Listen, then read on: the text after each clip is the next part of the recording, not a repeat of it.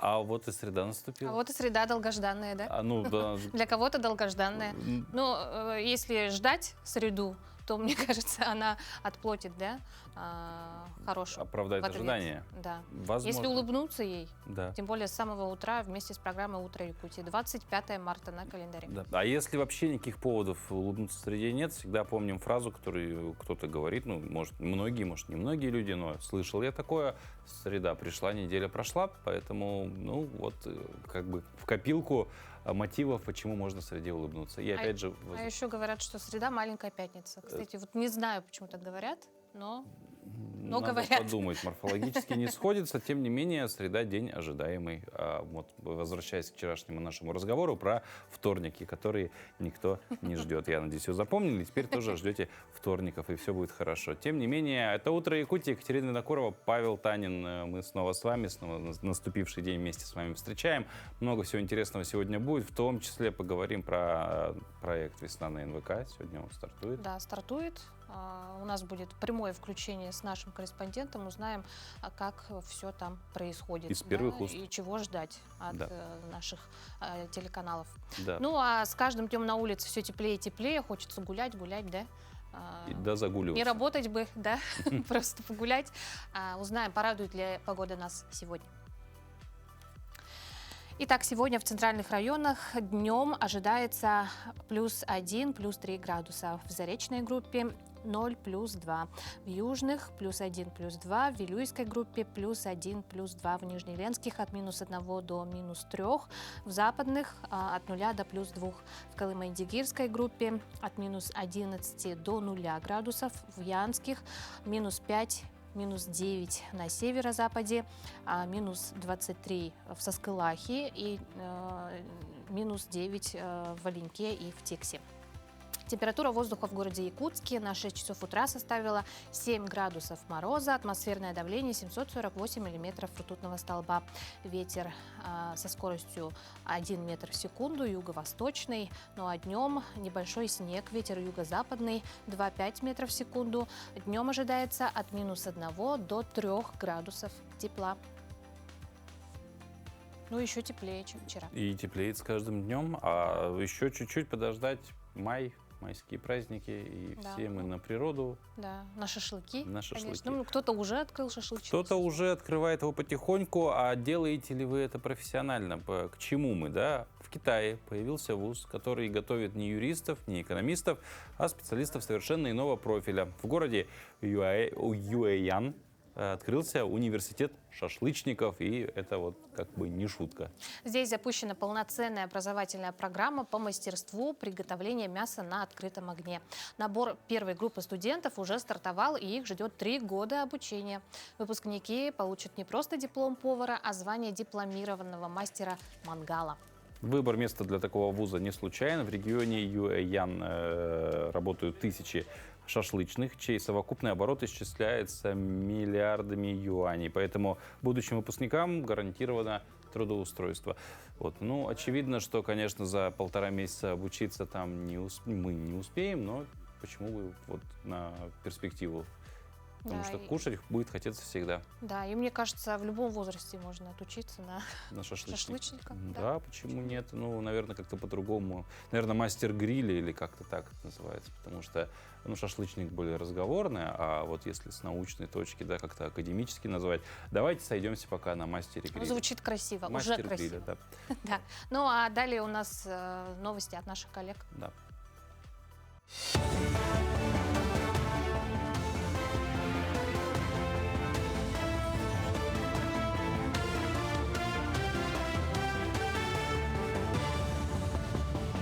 Доброе утро, дорогие зрители и коллеги. Расскажу о самых заметных событиях к этому часу. В Якутии подвели итоги ежегодного рейтинга районов по уровню развития рынка газомоторного топлива. По результатам 2025 года первое место 3-й раз подряд занял Якутск, 2-е место занял Ленский район, 3-е место у Мирнинского, 4-е у Мегино-Кангаласского, а 5-ку лидеров замкнул Хангаласский район. При составлении рейтинга учитывались такие критерии, как динамика и объем потребления газа, наличие и функционирование газозаправочных станций и пунктов переоборудования и меры поддержки, действующие на местах. За прошлый год в Якутии было обработано 286 тысяч электронных больничных листов. Сегодня система продолжает совершенствоваться. Теперь закрыть больничные можно дистанционно через МАКС.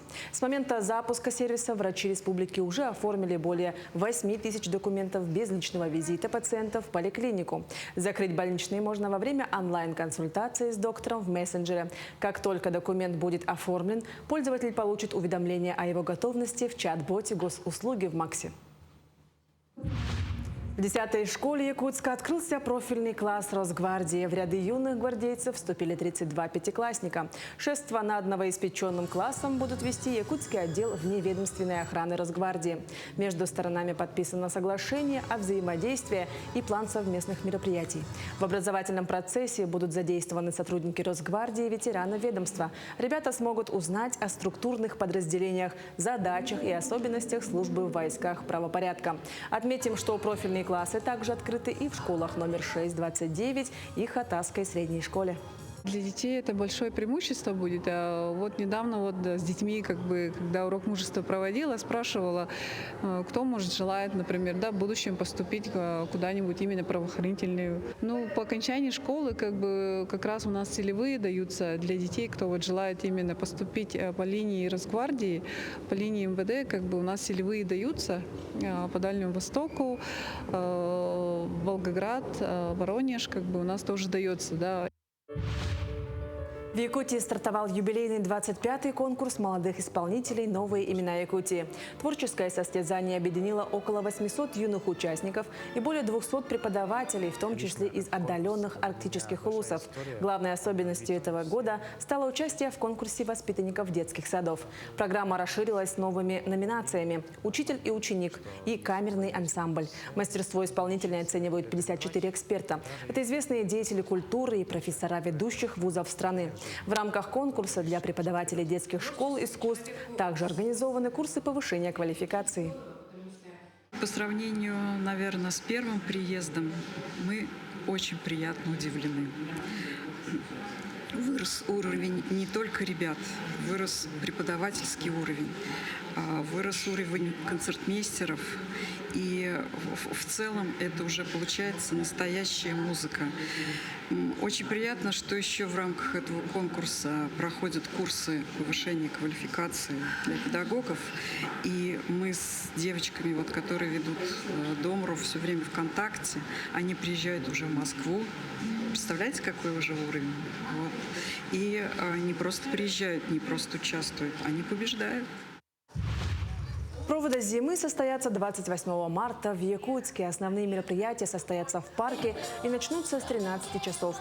Планируется праздничная программа с участием самодеятельных коллективов, выступления народных танцевальных и вокальных ансамблей.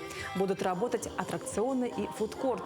Для детей развернут игровые площадки, проведут конкурсы и игры. Взрослых ждут состязания на ловкость и силу, а также показательные выступления и мастер-классы по клинковому бою.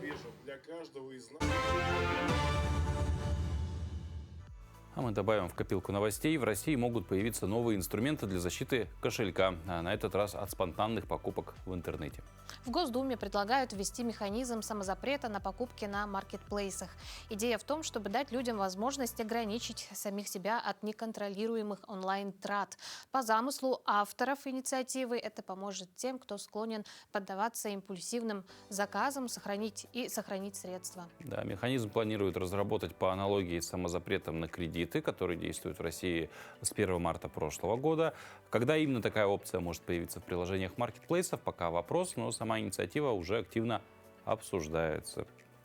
Потому что, а почему бы и нет? Много случаев, на самом деле, если говорить серьезно, когда просто ты заходишь в маркетплейс, покупаешь что-то просто, чтобы купить. Да. И даже нет, вот на моем примере у меня проскакивает иногда. Я думаю, всех это касается. Да. У кого-то больше, у кого-то меньше. Действительно.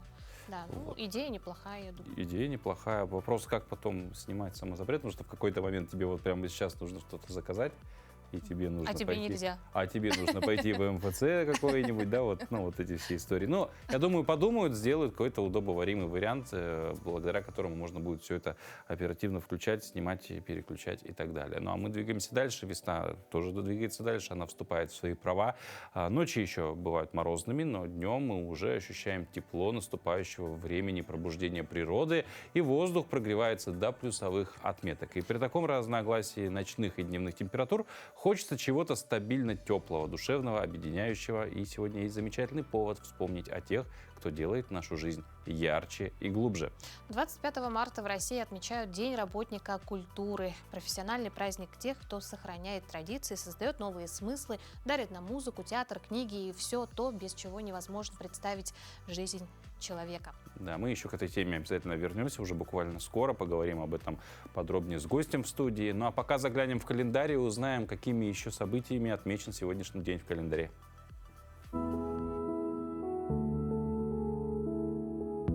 По народному календарю Феофанов день. На Руси в этот день с утра выходили на улицу встречать весну. Считалось, что к Феофану полностью сходит снежный покров и оттаивает почва. Этот день в истории.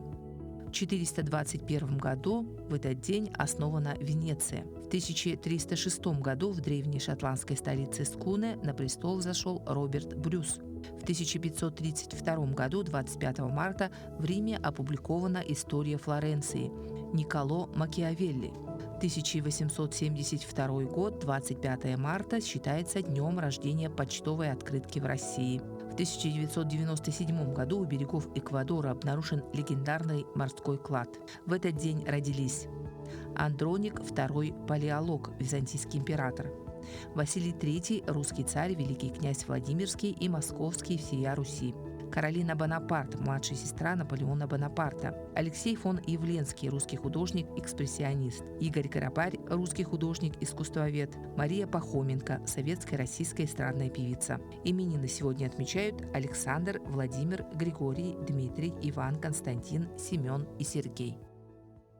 Ну, как уже сказали, сегодня в России отмечают День работника культуры, и в Якутии этот год тоже объявлен Годом культуры, и это отличный повод поговорить о том, как сегодня живут традиции, кто за ними стоит и что на самом деле значит сохранять культуру в многонациональной республике. Об этом мы сегодня поговорим с Екатериной Егоровой, председателем общественной организации «Русская община Якутии». Екатерина, доброе утро. Здравствуйте. Две Екатерины, мне надо было посередине. Ну, ты и так посередине. Ну, почти, по да. сути. Вот, тем не менее, с праздником. С праздником. праздником. Спасибо, что пригласили С в такой двойным прекрасный праздником, день. можно сказать, да? С двойным и с годом, получается. Да, День культуры, Год культуры. Да. Тем не менее, как вообще к этой теме пришли заниматься культурой? Почему, что привлекло еще и в контексте общественной, наверное, работы? Потому что все-таки русская община — это еще и общественная нагрузка. Ну, наверное, пришло все с детства, когда мама, бабушка, родители водили меня в музыкальную школу, в танцевальный коллектив. И так, наверное, родилось вот желание и вообще удовольствие от того, что чем ты занимаешься красивым, прекрасным. После этого как бы шаг в профессию мне дала мой учитель Ирина Андроновна, руководитель ансамбля «Сюрприз». И, получив профессию, я работала в коллективе. Тоже считаю, что это самая лучшая вообще профессия хореографа, самый лучший прекрасный танцевальный коллектив и Дом дружбы народов, в котором этот коллектив работает, действует. И сейчас Дом дружбы приумножает культуры, да, разных народов. И во всей этой атмосфере, наверное, состояться, уметь работать и получать от этого удовольствие, и даже вот как бы не то, что работать, жить этим всем. И я думаю, что мне это удается, мне это нравится. Но самое главное, что нравилось вообще, наверное, закон любого действия в жизни. Главное, чтобы приносило удовольствие. Ну, как мы уже сказали, да, двойной праздник, можно сказать, сегодня, Год культуры, День культуры. Что вообще означает для вашей, для вашей организации этот день и для вас лично русская культура? Ну, этот день, безусловно, меня радует тем, что это обращение внимания органов власти, да, к работникам культуры. Это позволяет и поощрить людей, которые занимаются этой профессией, и отметить важные достижения. То, что объявлен Год культуры, это просто тоже замечательно и прекрасно. Еще и в Год единства народов России, когда, как я уже тоже сказала, приумножается культура и традиции разных народов. Для меня, наверное, культура — это источник вдохновения. Это такой неиссякаемый потому что можно в народной культуре искать много всего и находить. И от традиций в костюме, и в родном языке, и в фольклоре, и в песнях, и танцах. И все это можно транслировать сегодня, ну, практически разными способами, облачившись в национальный традиционный костюм, или же, например, почему бы вам, например, Павел, не надеть русскую косоворотку, тоже будет очень здорово. У меня есть, я из нее вырос. Причем не в плане возраста, а в ширину. Ну, как бы, зато есть к чему стремиться. Сейчас есть на все возраста и размеры, Да. и вкусы. Вот, но в целом, насколько сложно, да, в такой многонациональной республике сохранять какую-то культурную идентичность, при этом Поддерживать. интегрироваться и в содружестве жить с другими разными культурами, потому что их огромное множество, мы это знаем прекрасно. Ну, вообще наша великая прекрасная страна Россия — это пример того, как многообразие культур переплетается между собой. Вот многовековое такое взаимопроникновение культур и самое главное богатство нашей страны и нашей республики Саха-Якутия. И традиции единения именно исходят от желания создавать, желания созидать, желания быть друг к другу ближе, открыть дверь, напоить чаем, пригласить в гости. Вот от таких простых вещей до созидания чего-то вместе, вот строительства домов, работы совместные и так далее, приумножения красоты и прелести своего региона. И, ну вот все это, самое главное, я думаю, должно быть от желания, от стремления человека быть лучше и делать что-то лучшее для себя, своей страны, своей семьи. И все будет получаться. Какие вот главные задачи сегодня стоят перед русской общиной Якутии? Перед русской общиной Якутии, которая существует уже как юридическое лицо более 30 лет, я думаю, как и ранее было прописано учредителем организации, приумножение русской культуры, да, именно вот объединение людей, народов России. И сейчас, безусловно, это поддержка участников специальной военной операции, укрепление чувства патриотизма, знакомство с родной культурой как ничто другое укрепляет этот патриотизм, потому что позволяет найти прекрасные ценности в своем родном, в том, с чем ты родился и пришел в этот мир. Ну вот ближайшие, наверное, может быть, какие-то события, куда можно прийти, приобщиться, как бы, в принципе, может быть, не только к русской культуре, а к культуре вообще, ну так вот масштабно. Мне, если позволите, хочется пригласить учителей русского языка, преподавателей русского языка и работников дошкольного образования к конкурс-фестивалю, который мы уже проводим не первый год, «На крыльях стерха и жар птицы». Потому что родной язык, русский, прекрасный, великий, могучий русский язык нами ценится, и мы стараемся проводить больше мероприятий с ним. И поэтому вот призываю к участию. Традиционно итоги будут 24 мая, а прием заявок уже идет. И народные гуляния мы устраиваем 28 марта в субботу на озере Щорса. Русские народные игры, песни, танцы. Я думаю, в день еще и гуляний, которые пройдут в парке. И вот наши будут на озере Щорса. Будет очень здорово, можно посетить все. Да. Можно посетить все. Ну и завершая, наверное, не так много времени остается, возможность поздравить своих коллег, потому что это огромное количество людей, которые культурой занимаются. С удовольствием. Спасибо большое. Я от души, от всей поздравляю дорогих коллег, работников культуры, увлеченных людей культурой, которые любят свою родную культуру и транслируют ее. И желаю творческого вдохновения, неиссякаемой энергии и самого-самого всего прекрасного и доброго, и благополучия, и поддержки родных и близких. Ну, мы присоединяемся к этим поздравлениям. Ну и, конечно, спасибо за эту беседу. Успехов в работе, в нелегком этом труде на самом деле, потому что сохранять культуру, развивать ее, это, достаточно сложная история. Спасибо, Екатерина, еще раз с праздником. Спасибо большое. Ну а культура — это не только спектакли, концерты, книги, какие-то гуляния, это еще и сама ткань нашей повседневной жизни, которая хранится в названиях улиц, в домах, в памяти поколений. Сегодня в рубрике «Моя улица» мы вновь отправимся на одну из улиц нашего города. Узнаем, как она выглядела раньше, чьи имена с ней связаны и какие истории хранят ее старые здания. Ведь каждая улица — это тоже часть культурного кода города.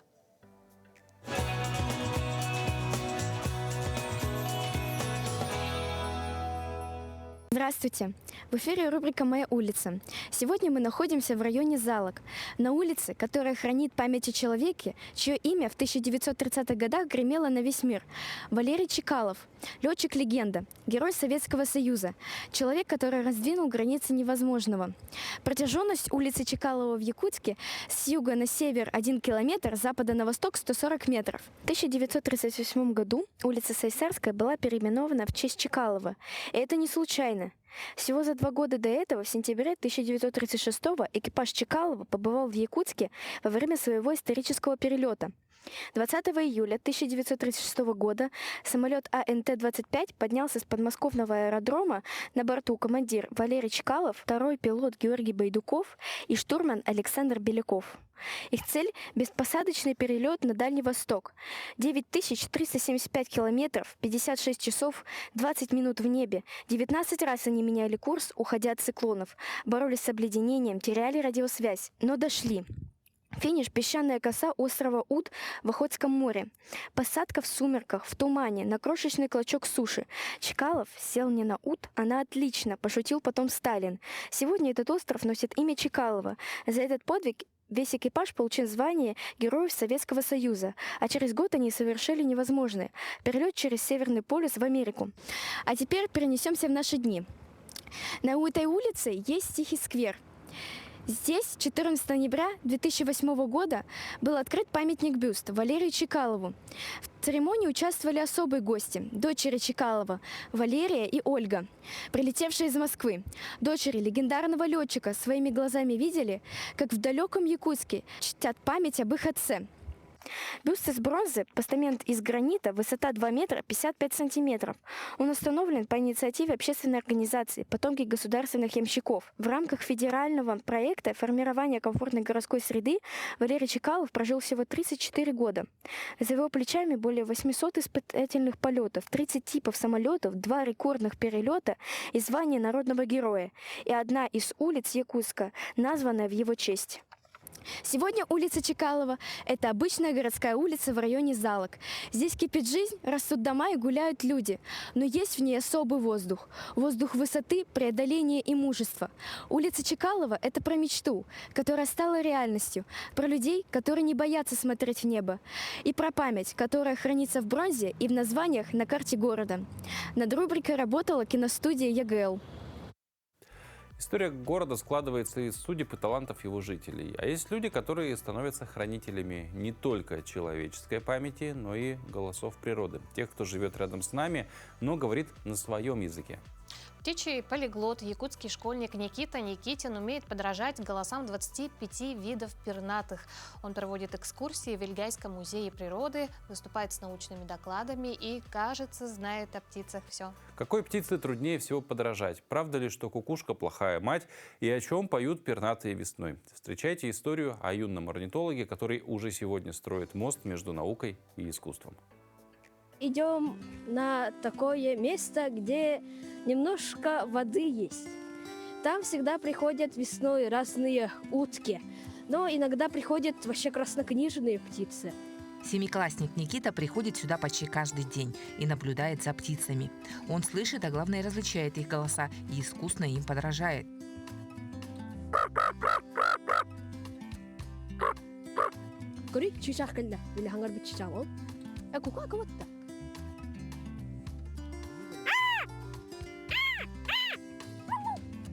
Никита не просто подражает голосам птиц, он изучает повадки и характер. Выступает с научными докладами на конференциях и проводит интересные экскурсии в местном музее природы, созданном известным биологом, краеведом, энтузиастом Борисом Андреевым.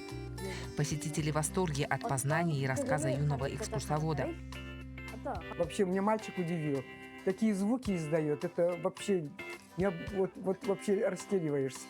Молодец, очень хорошо рассказывает, грамотно. Посетители или какие-то делегации там приезжают, сразу его вызывают, чтобы он там рассказывал. У нас, уникум. Никита рассказывает не только то, что узнает из книг, но и приводит в пример собственные наблюдения. Я всегда спрашиваю, кукушка хорошая или мать, или плохая? Все отвечали, она плохая мать. Но на самом-то деле не так. Она питается разными волосогрызками. Если она им будет этих волосогрызок давать, то их птенцы просто умрут. Из-за этого кукушка сразу узнает и кладет яйцо в другое гнездо. Например, вот здесь это соловей, красношейка. Пока юный орнитолог умеет говорить на языке 25 разных видов пернатых, но хочет расширить свои умения еще хотя бы на 5. Воспроизвести голоса всех птиц невозможно, считает Никита. У вороны голос хриплый и карканье, а я вот хриплый и карканье не могу повторить. Некоторые птицы голоса очень странные. На вопрос, понимает ли он, о чем поют птицы, юный орнитолог отвечает так. Птицы поют, чтобы привлечь к себе самку. А если их просто обычный говор, то если очень хорошо за ними наблюдать, можно понять.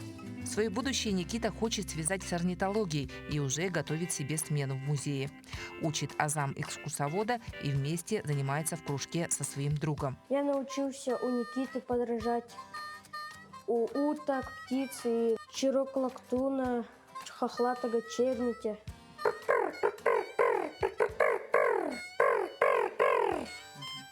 Матвей вообще хватает все на лету, как ласточка. Но, как вы услышали, он подражает самке хохлатому чебетю. И у него получается очень даже неплохо. Как признался нам Никита, плату за экскурсию от посетителей он копит на свою мечту. Что это за мечта, он предпочитает держать в секрете. Но глядя на то, как уверенно он идет к своей цели, можно не сомневаться. Его знания и умения помогут многим понять. Природа давно говорит с нами, просто нужно быть внимательнее к ней и уметь слушать. Туяра Филиппова, Саймон Сергеев, Олег Колесов, село Ильгай, Сунтарский улус. Никита Никитин – пример того, как одно увлечение может стать делом, которое связывает человека с природой, историей и культурой родного края. Таких историй в Якутии много, и их герои живут не только в столице, но и в самых отдаленных уголках республики. И каждый год съемочные группы национальной вещательной компании «Саха» отправляются в районы, чтобы показать зрителям, чем живут люди, как сохраняют традиции и создают новые. И в этом году в рамках акции «Весна на НВК» делегация отправилась в Кобяйский район. Именно там в этом году пройдет Эцехо-Ланхо. На месте событий находится наш корреспондент Вероника Таюрская. И вот сейчас из первых уст узнаем, как, что, почему, где и так далее. Вероника, доброе утро. Я передаю тебе слово.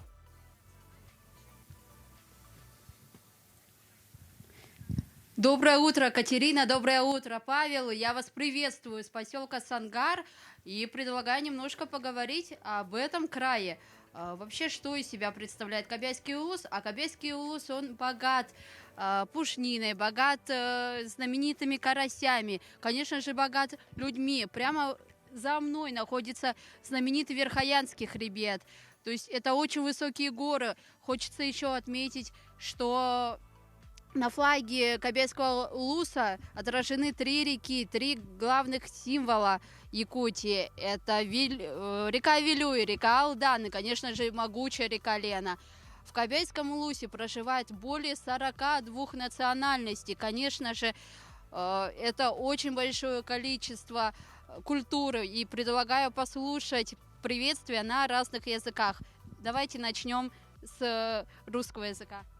Добро пожаловать в поселок Сангар, в место, где сильный характер и теплая душа.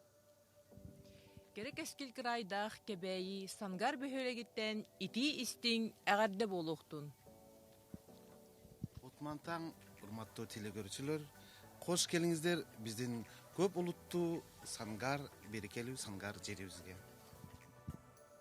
Я предлагаю немножко поговорить непосредственно про единство, про культуру народов с нашим спикером, а именно с главой поселка Сангар, с непосредственно... давайте вернемся. Извините, я немножко запнулась. Добрый день, уважаемые жители республики. Сегодня у нас в поселке Сангар работает бригада национальной вещательной компании по проекту «Весна на НВК». И в рамках проведения в этом году Сахалонко в Кобяйском районе, да, в селе Кобяй. Ну и, конечно же, оно будет приурочено к году единства в Российской Федерации, ну и году культуры в Республике Саха-Якутия. Примечательно то, что они сегодня начинают работу в день работников культуры. И я хочу поздравить всех работников, всех тружеников, кто примечательный, кто занят в этой сфере. С праздником! Мы тоже присоединяемся к данному празднику, к поздравлениям, счастья, здоровья. Ну и я предлагаю немножко обсудить планы по ИСЭХу. Да, у нас в этом году будет проходить ИСЭХ, как я говорил, да, ну, наши жители нашего района, все на снега сейчас готовятся в полном объеме, да, так и сангарчане также готовимся. У нас мы в этом ИСЭХе будем проводить, ну, ответственные, да, вот, по проведению соревнований кузнецов. И, соответственно, там нужно будет привлекать очень много людей, участников, да, кузнецов. Ну, мероприятие очень обширное, да, и, соответственно, у нас будут привлекаться очень много не только участников, но и участие жителей нашего поселка также. Большое спасибо. А я хочу отметить, что мы продолжим работать в Сангарах и в Кобяйском улусе. Вероника, ну, как уже сказали, да, населенные пункты Сангары, Кобяи, да. Куда-то еще, может быть, планируете что-то посетить? И какие темы хотите осветить в предстоящее время в эфире телеканала? Очень хороший вопрос. Погода довольно-таки хорошая, она благоволит нашей работе. Где мы еще побываем? Конечно, мы побываем в значимых местах, в значимых объектах инфраструктуры. Мы будем работать в течение всего дня, и я предлагаю вам посмотреть и дневные включения на новостях в 12:00. Студия, передаю вам слово. Спасибо, Вероника. Спасибо, Вероника. Ждем, да, с нетерпением выпуски предстоящие. Наверняка будет интересно узнать что-то новое. Да, да, и в течение дня можем следить, да, в эфире нашего телеканала за всем происходящим. Я так понимаю, программа очень насыщенная, интересная.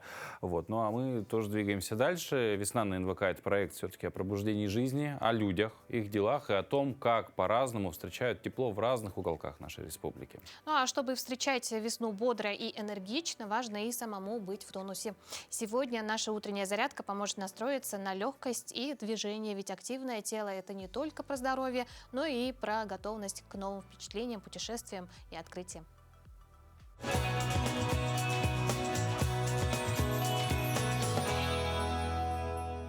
Всем доброе утро, меня зовут Елена Агаева, и сегодня мы сделаем с вами зарядку на все группы мышц.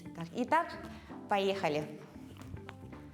Начинаем разминать наши плечи, разминать наши ручки. Каждое упражнение мы выполняем по 1 минуте. Итак, следующее упражнение у нас поворот. В сторону тоже тянемся, растягиваем наши плечи, разогреваем наши мышцы. Следующее упражнение у нас ручками бьем вниз и делаем захлест. Стараемся пяткой достать до попы. Это упражнение тоже выполняем 1 минуту. Итак, следующее упражнение у нас круговые движения руками.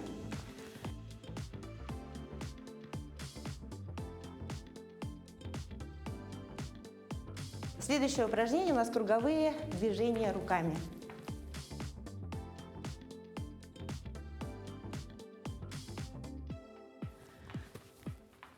Это упражнение тоже также делаем 1 минуту. Следующее упражнение у нас поднимание колен вперед. Разогреваем наши колени.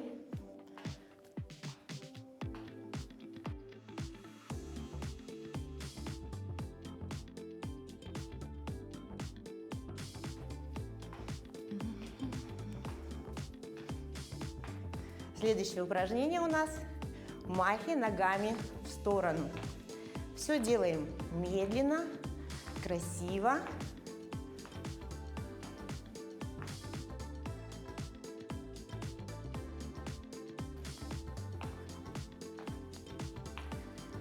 Следующее упражнение у нас вращение бедрами в бок. Тоже это выполняем 1 минутку. Обязательно дышим, обязательно улыбаемся.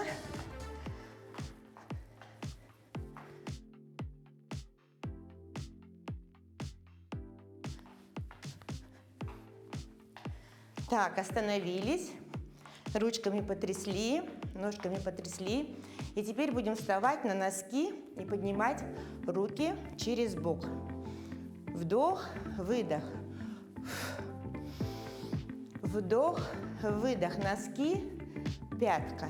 Носки, пятка.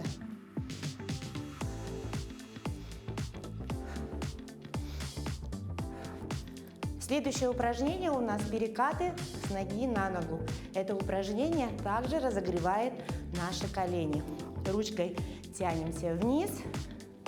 Шея у нас продолжение спины. Также дышим. Вдох, выдох. Вдох, выдох.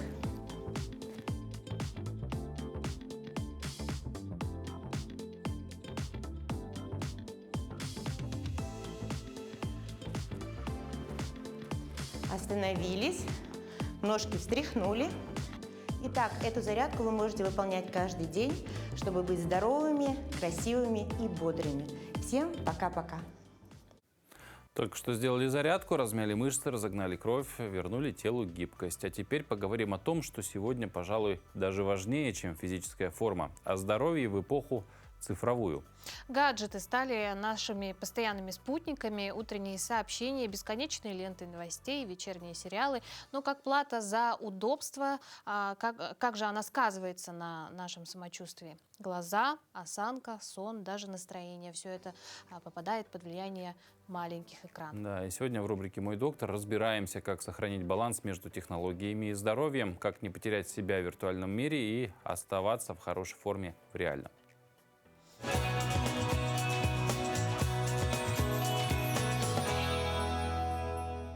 Доброе утро! Как не навредить ребенку при использовании гаджетов? Чтобы сохранить здоровье глаз у ребенка, важно соблюдать несколько простых правил. Ограничивайте время использования гаджетов. Длинные сессии могут вызвать усталость и ухудшение зрения.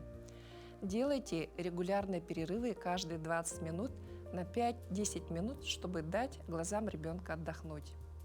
Держите устройство на расстоянии не менее 40-50 см от глаз и чуть ниже уровня взгляда.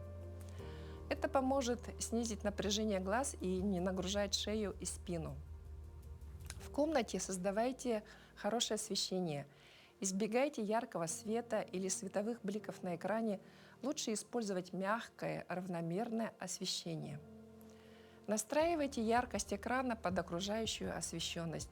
Избегайте слишком яркого или тусклого изображения. Используйте фильтры синего цвета или ночной режим в устройствах. Они уменьшают нагрузку на зрение, особенно вечером. Обратите внимание на признаки усталости глаз у ребенка: покраснение, слезотечение, головная боль или ухудшение зрения. Все это сигналы, что пора сделать паузу и дать глазам отдохнуть, отвлечь ребенка на другие занятия. В случае возникновения вышеперечисленных симптомов обращайтесь к офтальмологу для консультации и профилактики возможных проблем. Очень важно у ребенка поощрять физическую активность, прогулки на свежем воздухе и развитие внимания вне экрана. Эти меры помогут сбалансировать использование гаджетов и обеспечить здоровье глаз вашего ребенка. Помните, контроль, умеренность и правильная гигиена зрения – основные ключи к тому, чтобы гаджеты приносили пользу, а не вредили. В случае сомнений или постоянных проблем со зрением обязательно обращайтесь к специалисту. Будьте здоровы! Вот. Ну, а многие женщины после 30, а тем более после 40, думают: поезд ушел, растяжка уже не та, колени болят, да и вообще танцы – это для молодых. Знакомо? Мы решили развеять этот миф раз и навсегда. У нас в гостях человек, который знает о женской красоте и возрасте все.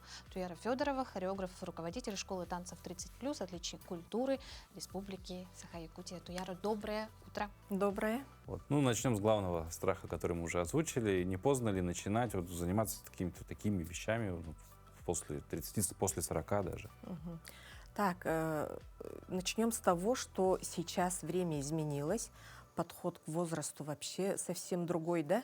После 40, после 30 девушка, наоборот, женщина расцветает, дети подросли, карьера сделана. И вот, наконец-то пришло то время, когда нужно уделить свое драгоценное время для себя любимой.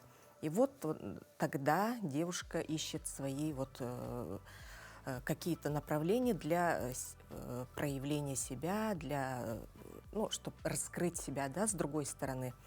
Вот именно это направление вот многие выбирают, потому что танцы раскрепощают не только вот в физическом плане, да, но, как вы знаете, танцы очень много пользы приносят вот именно. Одновременно тело работает, голова работает, нейронные связи раскрываются, значит, человек, наоборот, вот, занимаясь танцами, идет к тому, что вот молодость, наоборот, пришла после 40. То есть даже не сохранение молодости, а обретение ее. Да, обретение ее. И в танце женщина, наоборот, раскрепощается. Тут не надо напрягаться, тут не надо о чем-то думать, да, а вот именно в танце полет души, свобода в мыслях, но в то же время голова работает, тело работает, только одна польза от танцев. А почему решили именно вот на этой возрастной группе как-то сосредоточиться, наверное? Ну, я всю жизнь работала с детьми, с молодежью, с малышами, да, и вот, как говорится, после 50 решила, что моя миссия еще не завершена. Мне надо заняться с теми, кто желает со мной работать, да, потому что очень много поступало именно предложений, когда ты откроешь студию, когда ты для нас, вот, нам посвятишь время, тем же девушкам, которые вот наравне со мной общаются, но в то же время, вот в советское время как было, да, танцуют только худенькие, красивые, и вот все на второй план, либо ты не попадаешь вот в контекст танца, да, на сцене тебе ты не смотришься. И вот такие девушки и приходят ко мне, которые вот именно мечтали в детстве. Они вот после 40 наконец-то осознали, что мечты надо исполнять в любом возрасте, да. И вот у меня очень много женщин, которые пришли именно после 40, даже после 50, которые вот никогда не танцевали, да. И вот за время работы моей танцевальной студии, вот, скоро 3 года, ну, сейчас 2,5 года, и девушки есть, которые вообще беспрерывно занимаются, и у них очень хорошие результаты. И вот до сих пор они вообще занимаются, не пропуская, и говорят, что в день танцев, в день занятий в танцевальной студии они прямо с утра окрыленные. Порхают. И даже, да, замечают родные, дети говорят: мама, ты сегодня такая счастливая, ты такая добрая, ты ни на кого не ругаешься, потому что у тебя танцы, мы знаем, и все семьей ждут этот день. У мамы хорошее настроение. У мамы хорошее настроение благодаря... Погода в доме, конечно да. же, да? Ага. А вот, наверное, к вам приходят, да, женщины, девушки, у которых сидячая работа, Да. с офисных, да, каких-то рабочих мест. Вот, что бы вы порекомендовали, можно ли сразу, да, вот не занимаясь всю жизнь танцами, прийти сразу к вам и как-то... Ну, таких на очень физические много. нагрузки, да? 80% моих подопечных именно такие. Занимаются вот бизнес-леди, которые вообще с утра до вечера решают много-много дел. Медицинские работники, педагоги, преподаватели, экономисты, бухгалтера. И все они вот ведут сидячий образ жизни. А что бы я посоветовала? Просто начать с одного шага в танцевальный зал, заходите, и вы обо всем забываете. Вот потому что танцы развивают не только вот физическую форму, но вообще внутреннее восприятие обогащают, да. Вот я где-то читала, что женщину делают счастливой 3 вещи. Это прогулка на природе, общение с женщинами, то есть энергообмен, да, и, конечно, что третье? Это занятие танцами. Ага. И вот танцы именно снижают риск деменции. Вот сейчас деменция очень распространяется. И вот человек, который будет все время танцевать, вот до глубокой старости, грубо говоря, да, то я думаю, что справится и с этой болезнью. Ну, вот мы говорим про танец в том числе как и пользу для фигуры, потому что это же постоянная нагрузка. Кто-то даже может, есть даже мнение, что эффективнее фитнеса танец сказывается на фигуре. Вот. И вопрос тогда через это. Как часто нужно заниматься, чтобы увидеть какой-то результат? Потому что бывают люди, не только мы про женщин говорим, бывают люди, просто которым вот результат нужен вот здесь, сейчас, там за 2 дня ничего не изменилось, значит, я зря занимаюсь. Ну, мы, например, занимаемся 2-3 раза в неделю. Этого достаточно, потому что каждый день загружать себя тоже перебор, да? Во всем нужна мера, и чтобы прийти к результату, просто надо, не пропуская заниматься, и результат обязательно будет. Мы каждый год показываем отчетный концерт за проработанное время, сезон, что мы сделали. Очень у нас много постановок, я очень много разного материала, разных танцев даю, и они не расслабляются вообще всегда. Мозг работает, они и телом танцуют, головой думают, и постоянно они в движении, не только вот телом, но и головой. Ну вот вы сказали, в разных направлениях, да, работаете танцевальных, а сразу видите по женщине, которая пришла к вам в зал впервые, какое направление ей подобрать? Тут я не скажу, что ей подойдет это направление. Да? Я всем даю максимально разные вот направления. Я учу много современных танцев. Вот современные танцы, кстати, очень сложные, потому что там много-много танцевальных комбинаций. Да? Руки, ноги по-другому работают, все тело работает. Да? Например, народные танцы отличаются пластичностью, какой-то вот гибкостью, народными какими-то национальными вот характерами. Да? А современный танец — это свобода. Вот именно я начинаю с современных танцев, чтобы они сразу почувствовали сложность. От сложного. Да, от сложного.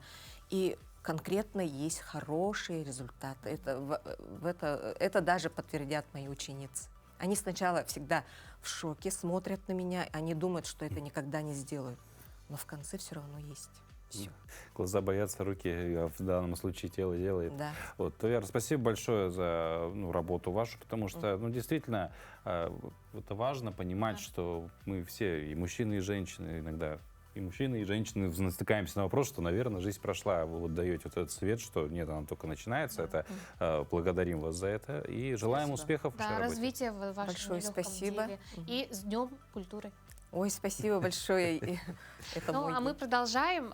Проект «Вот это да, дети», организованный телеканалом «Якутия-24», в прошлом году собрал юных вокалистов из разных регионов Якутии. Свои таланты показали дети Мирного, Ленска, Алекминска, Нерюнгри, Покровска, Алдана и Хандыки. Как победа в телевизионном конкурсе вдохновила нерюнгринских вокалистов на покорение новых вершин, узнаем в следующем сюжете.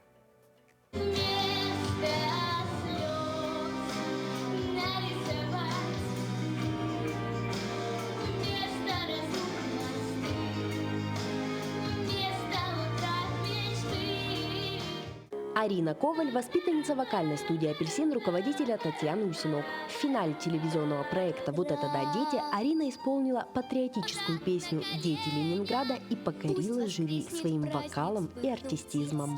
Я с теплотой вспоминаю май прошлого года, потому что участие в конкурсе «Вот это да, дети» стало для меня настоящим праздником.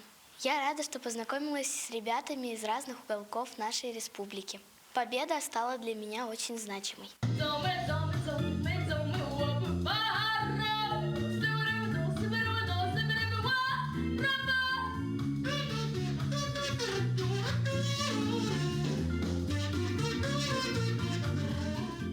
Алиса Залилова, также ученица Татьяны Усинок, стала финалисткой проекта «Вот это да, дети». конкурс «Вот это да, дети» был моим первым крупным, серьезным вокальным конкурсом.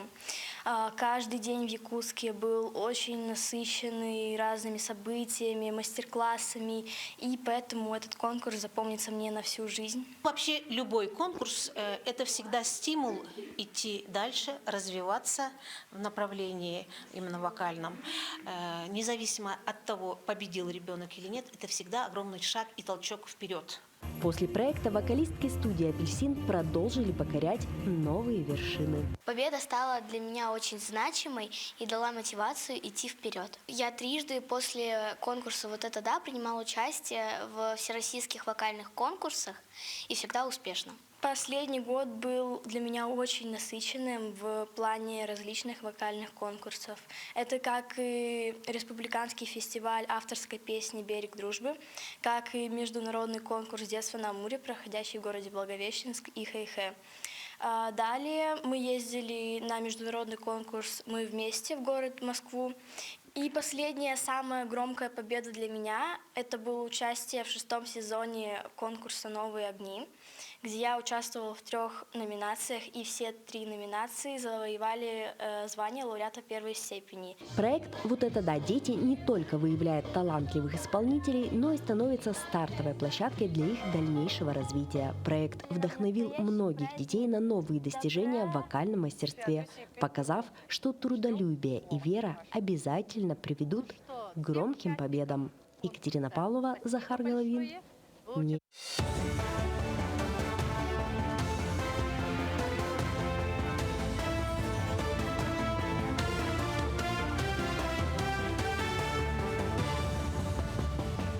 Мы продолжаем рассказывать самые актуальные события к этому часу. Во второй половине 2026 года в России спрос на жилье может начать расти.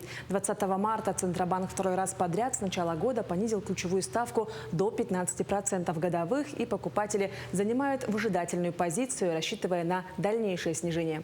При этом первый и второй кварталы 2026 года проходят слабее 2025 года по темпам продаж. По словам специалистов, стоимость проектного финансирования остается высокой, что продолжает сдерживать запуск новых проектов, особенно в массовом сегменте. Рыночная ипотека на уровне 16-17% по-прежнему не выполняет роль драйвера спроса. Работающим иностранцам в России предлагают зарплаты до 380 тысяч рублей в месяц. Такую сумму может получать председатель правления в Москве. На втором месте менеджер по образовательной деятельности в Удмуртии, который может заработать более 300 тысяч рублей. На третьем директор по производству в Амурской области на 255 тысяч рублей в месяц. Ранее Минфин внес в Кабмин пакет системных поправок о трудовой деятельности иностранных граждан и их налогообложении. Согласно изменениям, предлагается повысить минимальный уровень зарплаты для высококвалифицированных иностранцев-специалистов.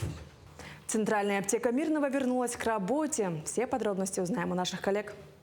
Центральная аптека Мирного вновь обслуживает покупателей и выдает препараты по льготным рецептам. Разобраться с долгами за свет и тепло и вернуться к работе помогла администрация Мирнинского района. Неотложные меры были приняты, аптека открыта, население обслуживается, производственный процесс идет и принимаются все необходимые меры для того, чтобы предотвратить дальнейшие перерывы в работе аптеки.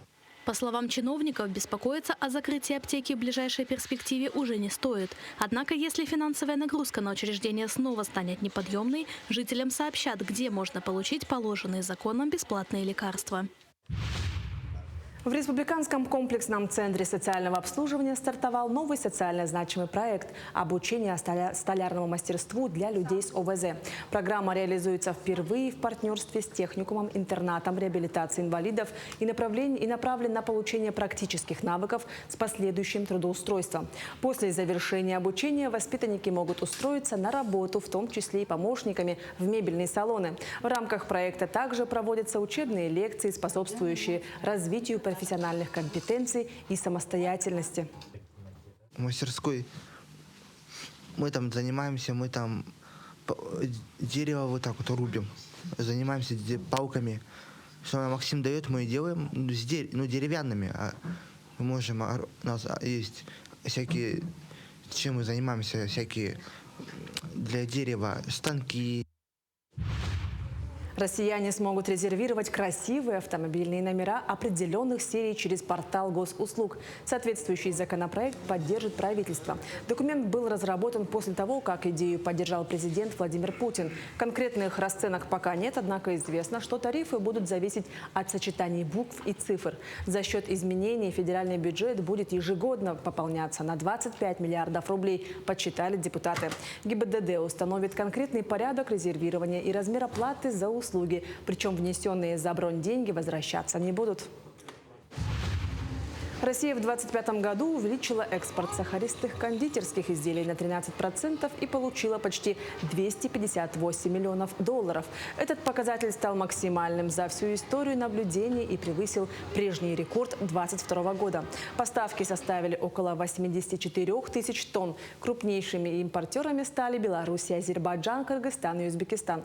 Кроме того, расширилась и география экспорта. Впервые российские сладости прибыли в Бахрейн и Албанию, а также возобновились отгрузки в Индию и Ливию. Поставляемая продукция охватила 85 стран. Такими были новости этого утра. Всего хорошего и встретимся в эфире. Ну вот и мы перешли Рубикон. Да, мы на этом вот с вами завершаем наш эфир, но день только начинается, и пусть он подарит самые теплые эмоции сегодня. Да, хотя бы до завтра. А завтра вернемся и встретим уже завтрашний день. До встречи.